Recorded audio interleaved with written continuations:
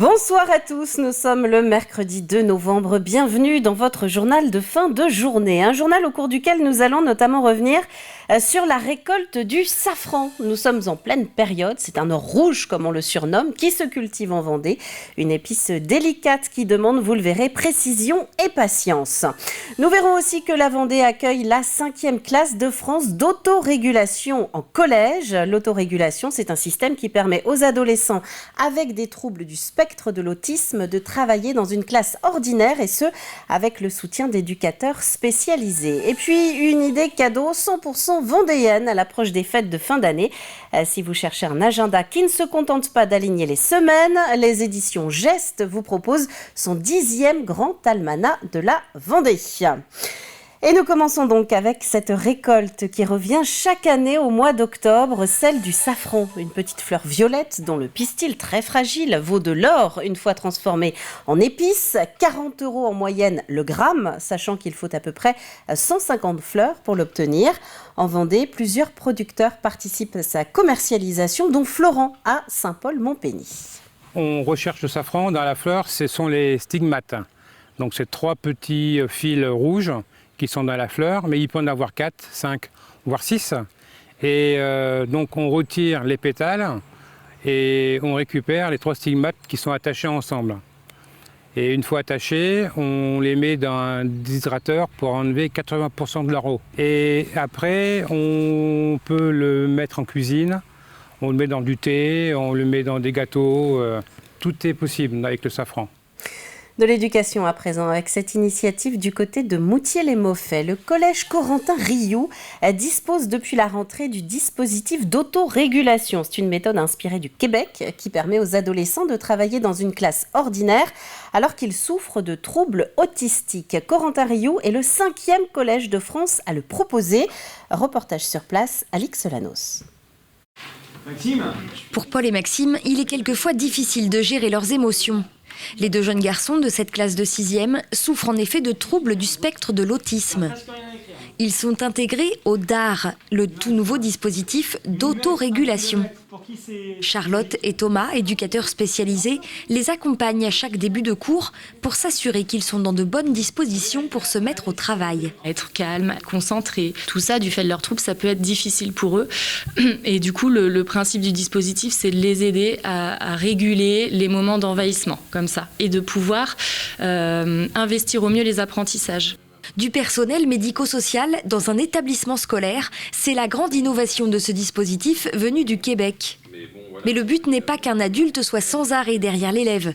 Au contraire, l'objectif est bien l'autonomie. Mais ce matin, il y a eu un petit incident pendant le cours de maths et Maxime est envahi par ses émotions. Il va heureusement pouvoir décharger auprès de Charlotte dans la salle d'autorégulation. Ça me permet de me poser, de calmer ma colère, que je ne la contrôle pas. Ça me permet aussi de faire un petit peu de Lego quand j'ai besoin. Emmanuelle, enseignante dite surnuméraire, fait également partie du dispositif. En cas de difficulté, elle peut par exemple aider les élèves à réaborder des notions compliquées d'une autre manière. Et sa présence n'est pas utile qu'à Paul et Maxime. Là, actuellement, en fait, j'interviens en mathématiques et en français, donc soit auprès des élèves TSA, mais également avec d'autres élèves. Par exemple, ce matin, en mathématiques, je suis intervenue auprès de 2 élèves qui n'étaient pas élèves du dispositif. Le DAR est finalement bénéfique pour tous les élèves de la classe, mais également pour tout le corps enseignant. Guillaume Cardo a déjà eu des élèves différents dans sa classe. Il sait aujourd'hui qu'il peut s'appuyer sur les éducateurs pour les accompagner au mieux. C'est bien d'avoir un retour sur ce qu'on fait. Ça déculpabilise aussi de pouvoir faire le point après et on est là pour apprendre de toute façon. Là, le dispositif, il se met en place. Professeurs et éducateurs spécialisés construisent donc ensemble ce projet d'accompagnement et d'inclusion, le premier du genre dans un collège en Vendée.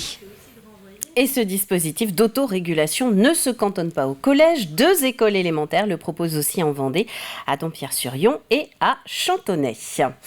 On a pour habitude de dire qu'on ne parle pas assez des trains qui arrivent à l'heure. Ce qui suit mérite donc d'être souligné. À La Roche-sur-Yon, les travaux du contournement nord vont probablement finir plus tôt que prévu. Les premiers passages de voitures dans le souterrain qui est creusé au pied de l'université de la Courtésière devraient se faire dans 3 mois à partir de la fin du mois de janvier.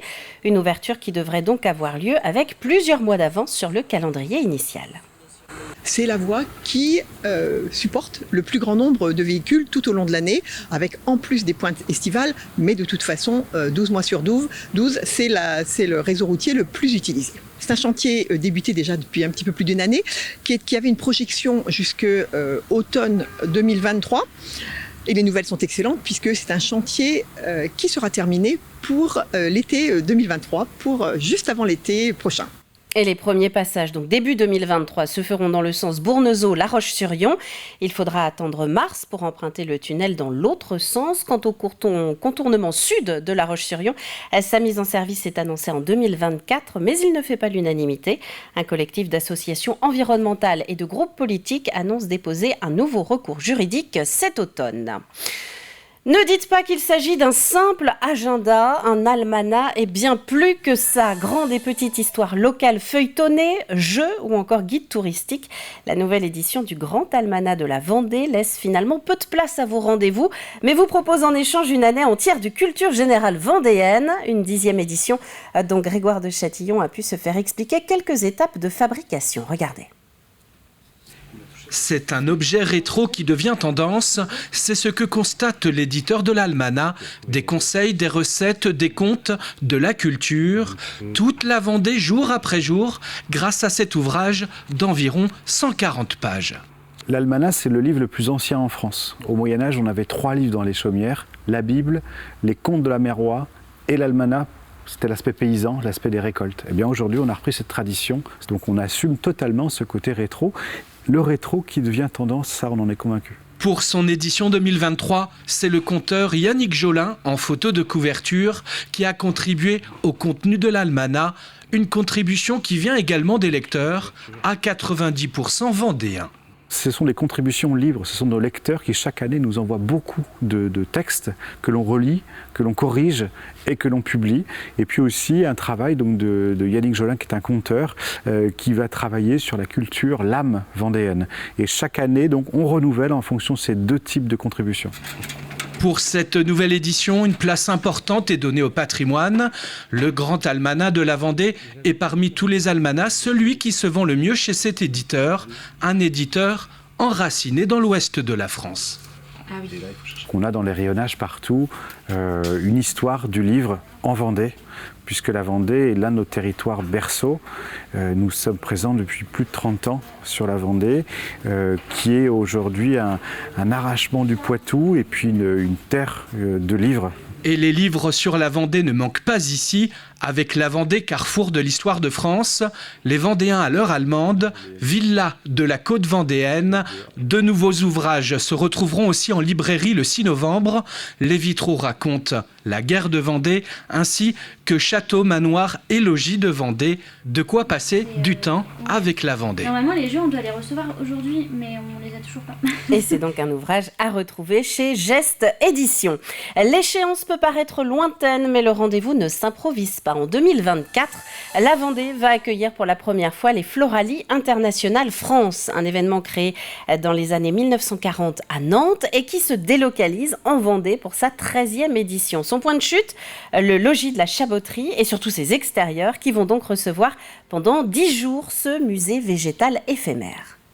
Le choix du logis est venu après la visite de plusieurs sites, plus d'une vingtaine de sites ont été visités pour trouver un site naturel. C'était ça l'objectif, d'inscrire notre manifestation végétale horticole dans une certaine biodiversité, dans un certain élément naturel. Et puis finalement, on s'est posé sur la Chaboterie, qui nous a paru un parc exceptionnel, tant au niveau du lieu tel qu'il est, mais aussi au niveau de l'accessibilité, qui était un élément important. Et les Floralies Internationales seront organisées du 17 au 24 mai 2024. Nous allons terminer avec ces images de l'inauguration de la nouvelle médiathèque de Poiroux, 110 mètres carrés, à côté de l'école de la commune. Un nouveau lieu de rencontre pour les habitants qui ne propose pas que des livres, mais aussi un espace informatique ou encore un café. On avait une bibliothèque auparavant et que l'on avait dû détruire pour faire les commerces en centre-bourg. Donc on avait une bibliothèque en attendant, mais qui n'était pas bien placée, qui ne correspondait pas aux attentes. Et comme là, ici, on a une médiathèque centrée près de l'école, près du terrain de sport et près d'un nouveau quartier d'habitation. Lire, c'est apprendre à penser. Donc il est important d'avoir une médiathèque sur sa commune. Et parmi les invités, vous l'avez sans doute remarqué, Emma Guibert, notre Miss Vendée, récemment sacrée Miss Pays de la Loire et qui va donc représenter la région dans quelques semaines à l'élection Miss France. Elle n'est pas native de Poiroux, mais elle y réside depuis plus de 10 ans. J'ai vécu à Grosbreuil pendant 5 ans à peu près avec mes parents.